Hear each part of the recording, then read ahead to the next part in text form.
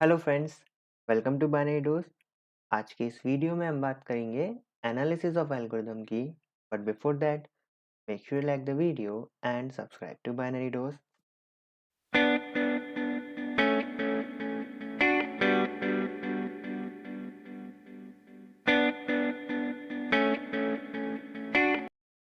तो एक scenario discuss करते हैं। Suppose we have two algorithm for searching the data in array. हमारे पास एक एरे है जिसमें हमें डेटा को सर्च करना है। उसके लिए हमने दो एल्गोरिदम बनाई। Both are producing desired result. दोनों ही एल्गोरिदम परफेक्ट हैं, दोनों ही एल्गोरिदम रिजल्ट प्रोड्यूस करती हैं। Now the question arise which one you will prefer. अब ये क्वेश्चन उठता है कि हम हमारे सिस्टम में किस एल्गोरिदम को यूज करेंगे। ठीक है, तो most of the answer is best one. तो हम जो बेहतर होगा उसे ही यूज करेंगे। How you identify which one is best in your case. हम ये कैसे पता करेंगे कि हमारे केस में बेस्ट कौन सा है। ठीक है, now we need to learn how to analyze the algorithm so that we can compare different algorithm and find out best one in any particular case.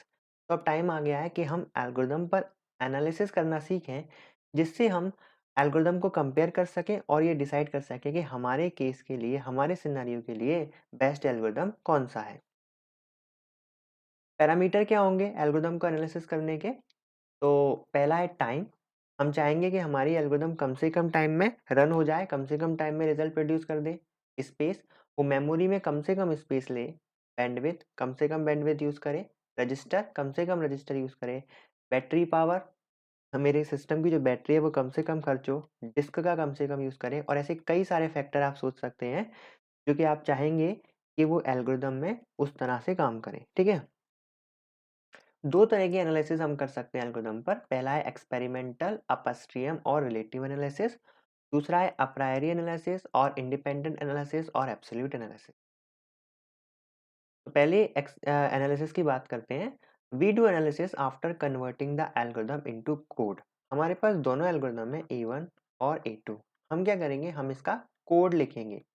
वो किसी भी लैंग्वेज में हम लिख सकते हैं। ठीक है, फिर हम इसे एक सिस्टम में रन कर देखेंगे और एग्जैक्ट टाइम जो भी हमें कैलकुलेट करना है, एग्जैक्ट स्पेस, कितना रजिस्टर ले रहा है, कितना बैंडविड्थ यूज हो रहा है, वो सब हम चेक कर लें। ठीक है, ये सीधा और सरल उपाय है एनालिसिस करने का। इसका एडवांटेज क्या है, हमें एग्जैक्ट वैल्यू मिलेगी। लेकिन इसका डिसएडवांटेज है। डिसएडवांटेज क्या है कि मेरे एल्गोरिदम की जो एफिशिएंसी है, जो परफॉर्मेंस है, वो सिस्टम पर डिपेंड होने लग जाए। वो सिस्टम के सॉफ्टवेयर, सिस्टम के हार्डवेयर, प्रोग्रामिंग लैंग्वेज इसमें एल्गोरिदम बनाई गई है। जैसे मान लीजिए अगर ये प्रोग्रामिंग लैंग्वेज जो A1 है मैंने इसे सी में लिखा है और C2 को मैंने पाइथन में लिखा है, तो ऑब्वियसली सी थोड़ी फास्ट लैंग्वेज है पाइथन से, तो C1 जीत जाएगा, है ना। And even temperature of the system. अब मैंने एक सॉफ्टवेयर सिस्टम में S1 में एल्गोरिदम रन की और दूसरा S2 में रन की।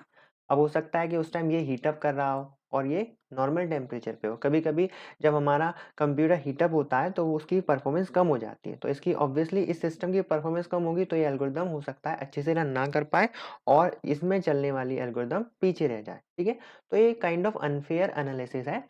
बट इसका एडवांटेज है एग्जैक्ट वैल्यू मिलती है, लेकिन डिसएडवांटेज है कि इसमें एल्गोरिदम पर एनालिसिस तो डिपेंड नहीं हो रहा है, जबकि अदर फैक्टर पर भी उसका एनालिसिस और उसका रिजल्ट डिपेंड होने लग जाता है। ठीक है, सेकेंड है अप्रायरी और इंडिपेंडेंट और absolute analysis. Analysis used asymptotic notation. इस एनालिसिस में हम असिम्प्टोटिक नोटेशंस का यूज करेंगे और मैथमेटिकल टूल्स का यूज करेंगे एल्गोरिदम को एनालाइज करने के लिए। इसमें हमें एल्गोरिदम को कोड में कन्वर्ट करने की जरूरत नहीं है। ठीक है, हम डायरेक्ट ही एल्गोरिदम पर कुछ मैथमेटिकल टूल्स होंगे, मेनली असिम्प्टोटिक नोटेशन हम सीखेंगे, उसका यूज करके डायरेक्टली हम बता सकते हैं कि कौन सा एल्गोरिदम बेस्ट है। इससे फायदा क्या होगा, हमें यूनिफॉर्म रिजल्ट मिलेगा। हम कभी भी ये कंपैरिजन दोबारा करेंगे हमें रिजल्ट सेम ही मिलेगा और ये एक फेयर चांस है, क्योंकि अब जो डिपेंडेंसी है परफॉर्मेंस की वो केवल और केवल एल्गोरिदम पर डिपेंड करेगी। ठीक है, डिसएडवांटेज क्या है, इसमें हमें एक्चुअल वैल्यू नहीं मिलेगी। बट हमें एक्चुअल वैल्यू से करना क्या है, हमें हमारा जो गोल था कि हमें एक परफेक्ट एल्गोरिदम मिल जाए, वो हमें मिल जाएगी इस एनालिसिस में, ठीक है? तो पिछली वाली एनालिसिस से ज़्यादा हम इस वाली एनालिसिस को प्रेफ़र करेंगे और इसे हम थ्रू आउट द कोर्स सीखेंगे, ओके? असिम्प्टोटिक नोटेशन पूरा एक चैप्टर है, हम उसको पढ़ेंगे डिटेल में और सीखेंगे कि हम कैसे असिम्प्टोटिक नोटेशन की हेल्प से एल्गोरिदम को कंपेयर कर सकते हैं, ओके?